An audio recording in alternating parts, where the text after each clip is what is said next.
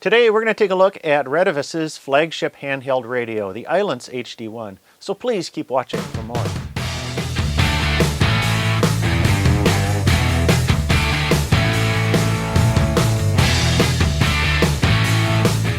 Hi, I'm Michael, KB9VBR, your host for Ham Radio Q&A. I'm on a mission to inspire and educate the amateur radio community, so if this is your first time watching, please consider hitting that subscribe button. Well, in previous videos, I looked at the Retevis RT82 and RT3S dual-band DMR handheld radios. Both of these radios, they fulfill particular market niches and price points within the Retevis lineup, but the Ailunce HD1 handheld is a little bit different. Instead of a commercial radio that's destined to the amateur radio market, the HD1 was built from the ground up with features and capabilities that are geared right towards the ham radio operator. Now, in full disclosure, the people at Retevis did provide me with an HD1 handheld to play around with and review, but my opinions on this model are purely my own. You can find out more about the Ailunce HD1 at www.retevis.com, but first, let's take a look at the Ailunce HD1 dual-band DMR handheld radio. The Ailunce HD1 is a dual-band amateur radio that supports both analog and DMR Tier II protocol. Opening the package, you receive the radio, battery, antenna, belt clip, and drop-in charger. The programming cable is sold separately, but is included as part of a bundle when you order it on the Retevis website. The cable connects to the multi-pin speaker mic connector, and while the connection looks similar, it is not compatible with other radios like the RT82. Prominent features of the radio include VHF and UHF analog and DMR transmit and receive, Motorola Tier I and Tier II dual time slot support, 10 watts of transmit power on VHF with 5 and 1 watt medium and low power modes, up to 3,000 channels and 100,000 contacts, IP67 waterproof designation, keypad programmable, selectable DMR IDs, and firmware upgradable. If you run down the list of main features, you'll see quite a bit that are common with most DMR radios on the market. But as I said, the HD1 is designed for amateur radio use. So I'm going to pull out a few of the features that make the HD1 unique and really make it an amateur-focused handheld radio. Looking at the build of the radio, the HD1 is larger than most Chinese DMR radios, with a length of almost 6 inches and 2.5 inches wide. It's a bit heavier too, but size and weight isn't overwhelming and it feels well balanced in the hand. The radio has two knobs on the top, one as power and volume, and the other as a channel selector. On the side is a push-to-talk button and two programmable buttons. The other side has a connector for an optional speaker mic. The HD1 has an IP67 designation, which means that it is protected from dust and can withstand water immersion. So don't be worried about getting this handheld radio wet. Top of the list of unique features is the transmit power. The HD1 can transmit up to 10 watts on VHF and 8 watts on UHF. Medium power drops to 5, and then there's a 1 watt low power mode. Really, the difference between 10 and 5 watts is about 3 dB or 1.5 S units. So the extra boost of power could be handy in the fringe areas. But leaving it on medium power will conserve your battery, giving you more life out of that hefty 3200 milliamp hour lithium-ion battery. When you first turn on the unprogrammed radio, you are greeted with the VFO as the radio is in frequency mode. Yes, the HD1 has a VFO and is fully programmable from the front panel.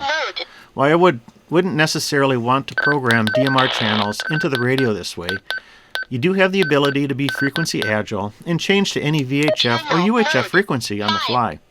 It's a nice feature, especially if someone tells you to go to a channel you don't have programmed in. But to really get the radio to do something, you need to program it. The HD1's programming software is similar to other DMR radio programming tools, but is different enough so that you can't import a code plug from another model into it. So if you're upgrading from another DMR radio, you're going to have to start from scratch. Maybe if I wasn't used to programming other DMR radios, this program would feel more intuitive. But once I got over the curve, it wasn't too difficult. There are two big differences between programming the HD1 and another radio like the RT82 or a TYT MD380, at that matter. First, there are two contacts windows. The first is an address book contacts and the second priority contacts. The address book contacts holds up to 100,000 private call contacts. You can import DMR IDs and call signs from the DMR database so that information is automatically displayed on the screen. Separate from that are your priority contacts. These are your group call tags for your various talk groups. You can also add private calls to the priority call window if there are individuals you want to keep separate from the address book contacts. The next big difference is the channel window. The HD1 will hold up to 3,000 channels, and this window is displayed in spreadsheet format. To edit a channel, you can click on a field and make changes or click an icon at the end of the line to open an edit box. Adding a channel is a bit convoluted. You'll need to first put a frequency in the receive field, and then you can open the edit box and add the rest of the values. But the nice thing about the channel window is that you can add, edit, insert, and move around channels, so it is quite easy to reorder channels in this radio. Finally, there is a radio ID window that will hold up to 32 different DMR IDs. I like this feature as we have multiple hams in my family, so it's easy to hand off this radio to my wife or daughter. With a few button clicks, it becomes their radio. Operation of the Ailunce HD1 is pretty straightforward. The volume knob is also the power switch, and the selector knob can be used to change the channel or scroll through the menu items. At the radio's default display position, you can toggle between frequency mode and channel mode by pressing the exit button. Pressing the exit button again will get you back into channel mode. Pressing the menu button gets you to the various functions and features of the radio. To scan, press the scan button on the keypad, and to lock the keypad, press the lock button. Unlocking is done by pressing that lock button again. One nice feature about the HD1 is that you can operate the menu while receiving a transmission.